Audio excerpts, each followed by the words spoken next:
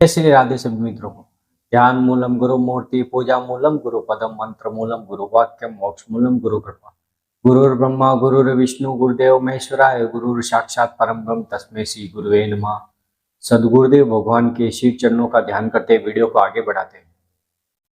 तो आज के वीडियो में हम जानेंगे मृत्यु के बारे में। तो सबको ही पता है, लेकिन जब ये हमारा शरीर इसी संसार में छोड़ जाता है या हमारी मृत्यु हो जाती है, उसके बाद में यमलोक में हमारे साथ क्या क्या होता है। क्या हमारे जो आत्मा है उसको मोक्ष मिलता है, या उसे नरक मिलता है, या उसे स्वर्ग मिलता है, या उसका पुनर्जन्म होता है, या उसे पृथ्वीलोक पर भेजा जाता है। किस प्रकार उसका दंड विधान होता है उस आत्मा का, उस विषय पर पूरी चर्चा की जाएगी। तो अंत तक वीडियो को जरूर देखें, तभी आपको पता चलेगा। तो चलो वीडियो स्टार्ट करते हैं।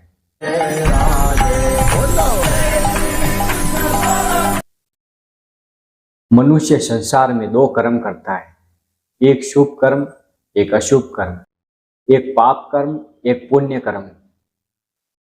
दोनों कर्मों के फलस्वरूप ही यमदूत जब उसके प्राण निकल जाते हैं, उसको आत्मा को लेकर यम मार्ग की यात्रा से धर्मराज जी के पास में उसे उपस्थित करते हैं।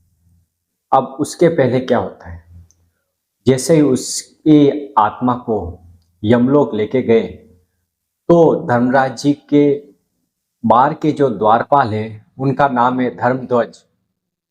पहले धर्मध्वज जी के पास में उस आत्मा को ले जाया जाता है और धर्मध्वज जी जाकर चित्रगुप्त को, जो प्राणी जो मनुष्य है जैसे हम ही हो गए, हमारी आत्मा को उसके बारे में जानने के लिए धर्मध्वज जी पूरी जो व्याख्या है चित्रगुप्त को बता देते हैं। अब चित्रगुप्त जी क्या करते हैं, उन्होंने सुन लिया कि ये मनुष्य लोक से ये प्राणी यमलोक में आया है और उसके शुभ और अशुभ कर्म के बारे में चित्रगुप्त जी को पता चल गया। अब चित्रगुप्त जी के बारे में श्रवण नाम के ब्रह्मा के पुत्र हैं, जो मनुष्य के पाप और पुण्य कर्मों को सुनते हैं और लिखते हैं। वे पृथ्वी पर, पाताल में, सूर्यलोक में, हर लोक में वे पापी के और पुण्य आत्मा के पुण्य कर्म और पाप कर्म दोनों लिखते हैं। अब उनको पता चल गया, क्योंकि वे सुनते रहते हैं मनुष्य जैसे जो भी कर्म कर रहा है, अच्छा कर रहा है या बुरा कर रहा है, वो सब एक एक नोट वो अपनी डायरी में कर रहे हैं और उनको समय नहीं लगता है। वे हाथों हाथ मनुष्य के शरीर में ही होते हैं और सब नोट कर लेते हैं डायरी में। अब उनको सिर्फ आगे बतलाना है। तो श्रवण सब वृत्तांत पूरा मनुष्य का लेखा जोखा चित्रगुप्त जी को बता देते हैं। उसके बाद में चित्रगुप्त जी पूरा वृत्तांत उस प्राणी की आत्मा का धर्मराज जी को बताते हैं। अब धर्मराज जी निर्णय करने से पहले जो वहां के यम के गण होते हैं उस आत्मा को डराते हैं। यम के गण कौन? जो यमलोक में यमराज जी है उनके भी गण हैं, मतलब उनके दूत हैं, जो लाल लाल आंखों वाले हैं, बड़े बड़े सींगों वाले हैं, भैंसे पर सवार, बहुत बड़ी लंबी लंबी उनकी डांट है।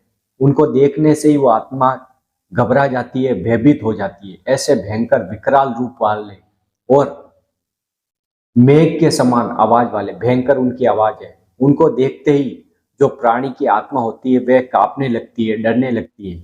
और वे यम के दूत उसको कहते हैं कि ए मनुष्य प्राणी, तूने जीवन में इतने पाप कर्म किए, उसकी सजा तुम्हें नरक में भोगनी पड़ेगी, क्योंकि उस समय तूने यह नहीं सोचा कि यह अच्छा कर्म है, ये बुरा कर्म है।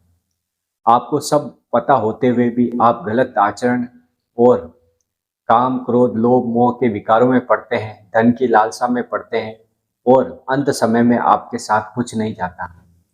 जैसे आप सोच सकते हैं कि आप मनुष्य जीवन में आए हैं और आपने यहाँ से क्या अर्जित किया। मरने के बाद में आपके साथ 1 रुपया भी नहीं जाता, तो आपने कमाया क्या यहाँ पे? आपने सिर्फ कमाए आपके पाप कर्म। जो एक एक डायरी में यमराज जी धर्मराज जी के पास पूरा हिसाब किताब है। अब उसी हिसाब किताब का निर्णय वो करेंगे।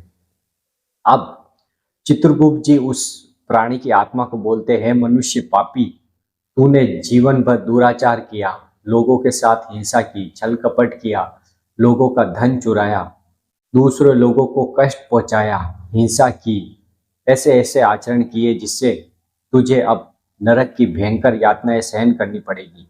ये चित्रगुप्त जी उस आत्मा को बताते हैं। अब धर्मराज जी उसके पूरे लेखे जोखे को तो वो पहले से ही जानते ही हैं, क्योंकि धर्मराज जी सर्वज्ञ है, सब कुछ पहले से ही जानते हैं। तो वह निर्णय करते हैं कि इस पापात्मा को नरक की ओर ले जाए। अब नरक का उनका विधान हो गया कि इसको नरक भोगना है। अब नरक में वह 100 वर्ष रहे या 200 वर्ष रहे या 300 वर्ष रहे, वो धर्मराज जी की आज्ञा पर निर्भर करेगा। अब नरक में भी उसे भयंकर कष्ट का सामना करना पड़ेगा। तपती बालू में उसे जलाया जाएगा, आग में जलाया जाएगा, और उसे जो जल में बड़े बड़े जंतु होते हैं जैसे मगरमच्छ, सांप, उससे डसवाया जाता है, उससे कटवाया जाता है। ऐसे नाना प्रकार की बहुत सारे नरकों में पूरा उसको यातना सहन करने पड़ती है। जैसे कर्म उसने मनुष्य लोक में किए, अब ज्यादा आपके पाप कर्म वहां पे हुए तो आपको नरक भोगना पड़ेगा, और आपके पुण्य कर्म अधिक हुए तो धर्मराज जी की आज्ञा पे आपको स्वर्ग भेजा जाएगा। लेकिन इतना ही नहीं, नरक और स्वर्ग के आगे भी एक विधान है। जैसे ये तो नरक का हो गया पापी व्यक्ति के लिए। अब जो पुण्यकर्मी है, गायों को चारा खिलाता है, भूखों को भोजन खिलाता है, उसने जीवन भर अच्छे ही कर्म किए, सभी को सुख पहुंचाया, वह स्वर्ग में जाता है। लेकिन स्वर्ग के भोग भोगने के बाद में वापस उसे मनुष्य लोक में जन्म लेना पड़ता है। और जो नरक में जाता है उसके विधान के अनुसार उसे 84 लाख योनियां भी भुगतनी पड़ सकती है। जैसे उसको कभी कुत्ता बनाया जाएगा, सुअर बनाया जाएगा, या बकरी बनाया जाएगा, या सांप बनाया जाएगा। इनकी विभिन्न प्रकार की 84 लाख योनियां हैं।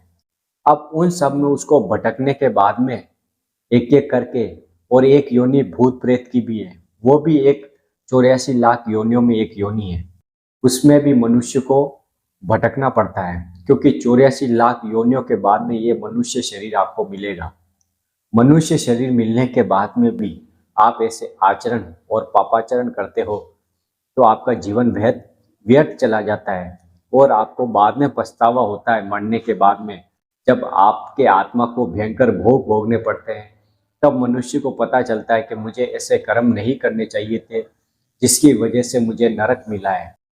तो मैं आपको यही कहूँगा कि प्रभु श्री हरि का स्मरण करिए, अपनी चिपिया से राम राम कृष्ण कृष्ण हरि हरि जपिए।